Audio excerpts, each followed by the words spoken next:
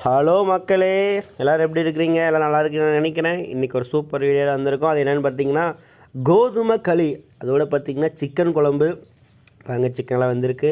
அதோட களியை விட்டு நம்ம உருட்டி உருட்டி உருட்டி நல்லா குழம்புல பிசைஞ்சு அப்படியே சாப்பிட்டோன்னா வச்சுக்கோங்களேன், அதோட டேஸ்ட்டே வேறு மாதிரி. அம்மாடி, இங்கே பாருங்கள், கறி சிக்கன் வந்து நல்லா பாருங்கள் வந்திருக்குது.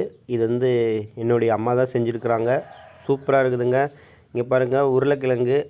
எத்தனை பேர் சிக்கன் குழம்பு மட்டன் குழம்புலாம் உருளைக்கிழங்கு போட்டு செய்வீங்க அப்படிங்கிறத கமெண்ட் பண்ணுங்கள். நாங்கள் நிறைய முறை செய்வோம்.